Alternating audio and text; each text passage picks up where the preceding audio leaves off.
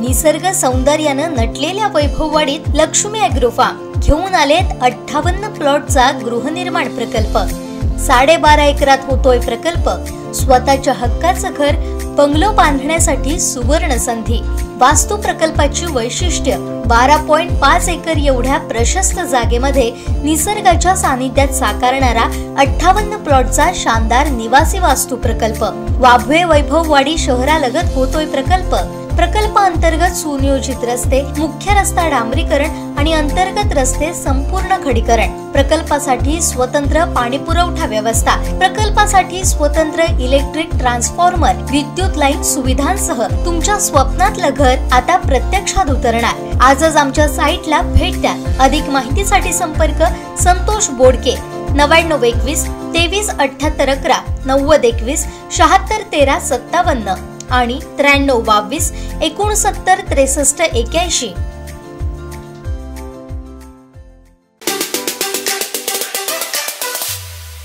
रत्नागिरी सिंधुदुर्ग लोकसभा मतदारसंघाच्या उमेदवारी अर्ज भरण्याच्या आजच्या दिवशी महाविकास आघाडीचे उमेदवार विनायक राऊत यांनी आता अर्ज भरायला ते जिल्हाधिकारी कार्यालयात गेलेले आहेत। आता आपल्या सोबत आहेत राजापूरचे आमदार राजन साळवी साहेब। साळवी साहेब नमस्कार।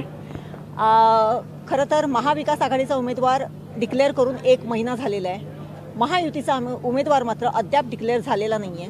काय वाटते, काय गोम असू शकते?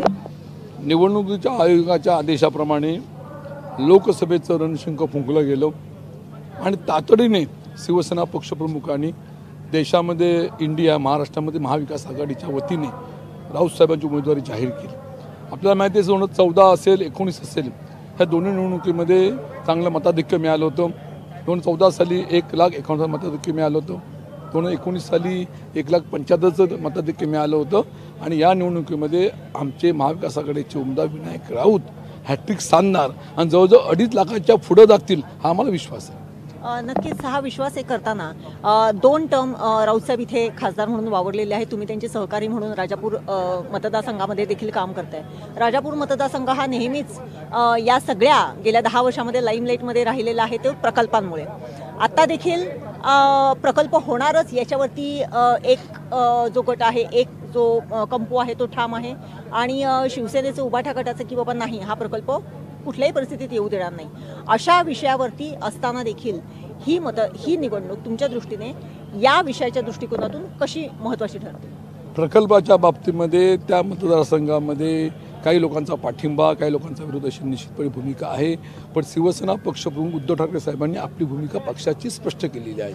अशा तऱ्हेचा प्रकल्प या जनतेचा विरोध असल्यावर प्रकल्प होऊ नये ही त्यांनी भूमिका घेतलेली आहे। म्हणून त्यांच्या आदेशाप्रमाणे या भागाचे खासदार असतील, या भागाचे आमदार असतील, आम्ही सर्व मंडळी असो या प्रकल्पाला विरोधी भूमिका आम्ही निश्चितपणे घेतलेली आहे आणि या निवडणुकीमध्ये निश्चितपणे असं प्रतिबिंब दिसणार आहे की विनायक राऊत साहेबांनी या प्रकल्पाच्या बाबतीत घेतलेली भूमिका तर निश्चितपणे निर्णायक आहे आणि म्हणून मताधिक्य आमचं 2.5 लाखाच्या पुढे जाईल हा आम्हाला विश्वास आहे। नक्कीच एकूणच जर गेल्या काही दिवसांमध्ये जर बघितलं तर निवडणुकीचं जो काही प्रचाराच्या संदर्भातले आणि एकूणच वातावरण निर्मिती असते ती कुठेतरी आपल्याला कुठे काही दिसत नाही। त्याला निर्बंध थोडेसे घातले गेलेले आहेत की कशा पद्धतीचं, कारण गावागावामध्ये जर बघितलं तर जे काही निवडणुकीचा जो माहोल असायला पाहिजे होता किंवा दिसतो तो यावेळेस कुठेतरी थोडासा संथ पद्धतीने आहे। काय सांगाल या संदर्भात? शिवसेना उद्धव बाळासाहेब ठाकरे ह्या पक्षाची जी आमचे पदाधिकारी आहेत, आमचे लोकप्रतिनिधी आहेत, आमचे उमेदवार सध्याचे आहेत, ही निवडणुका आल्या म्हणून मतदारसंघात फिरत नाहीत। एक शिवसेनेचा कार्यकर्ता म्हणून ते अनेक वर्षापूर्वीपासून निवडणुका नसताना सुद्धा तुम्हाला तो प्रत्येक तालुक्यात, प्रत्येक गावात, प्रत्येक घरात दिसतो आणि त्या पद्धतीने संपूर्ण मतदारसंघामध्ये विनायक राऊत साहेबांनी निश्चित प्रचाराची आघाडी घेतलेली आहे। उमेदवारी अर्ज दाखल करण्याच्या आधी जवळजवळ 110 सभा त्यांच्या आज झालेल्या आहेत आणि पुढील काळामध्ये आणि एक 100 सभा घेतला असा विश्वास आहे। म्हणजे एवढा सभा झाल्यानंतर मताधिक्य 3 लाखाच्या पुढे जाईल हा आम्हाला विश्वास आहे। एकूणच जर बघितलं तर निवडणुकीचा जो काही प्रचार केला जातो तो विकास मुद्द्यांवरती केला जातो, परंतु गेल्या काही महिन्यांमध्ये जर आपण बघितलं तर विकासाचे मुद्दे थोडेसे कुठेतरी बाजूला राहतात आणि वैयक्तिक याने हे केलं, त्याने ते केलं, ह्याने हे केलं, त्याने ते केलं याच याच्यावरती जास्ती चर्चा रंगते आणि ती याच्यापुढे उत्तरोत्तर रंगत जाणार आहे। याबाबत एक सच्चा कार्यकर्ता म्हणून आपल्याला काय वाटतं? माझ्या माहितीप्रमाणे वंदनीय शिवसेना प्रमुख बाळासाहेब ठाकरेंचं हे कोकण आहे आणि कोकणामध्ये आत्तापर्यंत इतिहास पाहिला तर या लोकसभा मतदारसंघाला वेगळी खासदारांची परंपरा आहे। बॅरिस्टर नाथ पै ह्या भागाचं नेतृत्व केलेलं आहे, मधु दंडवते साहेबांनी नेतृत्व केलेलं आहे, सुरेश प्रभूंनी ते नेतृत्व केलेलं आहे आणि त्यांच्यानंतरच्या 2 कालखंडामध्ये 2 निवडणुकीमध्ये विनायक साहेबांनी नेतृत्व केलेलं आहे। लोकसभेमध्ये संसदचे तिथले शिवसेना गटाचे प्रमुख म्हणून त्यांनी आत्तापर्यंत अनेक विषय देशाचे, राज्याचे, स्थानिक प्रश्न मांडलेले आहेत आणि मग त्या अनुषंगाने निश्चितपणे विकास हा कोकणात ज्यांनी दाखवला असेल, तो तुम्हाला आठवत असेल की महाराष्ट्रामध्ये शिवशाही आली त्या काळामध्ये मनोहर जोशी मुख्यमंत्री होते, त्या काळामध्ये नंतर नारायण राणे शिवसेनेत असताना मुख्यमंत्री होते आणि त्या काळामधले जे मंत्रिमंडळ होतं त्या मंत्रिमंडळाच्या माध्यमातून विकास दाखवलेला आहे आणि विकास कोकणात नवीन नाही आहे, पण दुर्दैवाने 2 वर्षाच्या कालावधीमध्ये आमचा विकास थांबलेल्याची जाणीव आम्हाला पण लोक एका आशेने पाहत आहेत। तर नक्की विश्वास आहे 2024 सालच्या निवडणुकीमध्ये प्रथम मतदान हे आता खासदारकीचं होणार आहे, नंतर विधानसभेचं होईल, मग जिल्हा परिषद पंचायत समितीचं होईल, नगरपालिकेचं होईल आणि सर्व निवडणुकीमध्ये तुम्हाला निश्चितपणे मला वाटतं की सर्व ठिकाणी शिवसेना, उद्धव बाळासाहेब ठाकरे आणि महाविकास आघाडी तुम्हाला पुढे गेलेली दिसेल।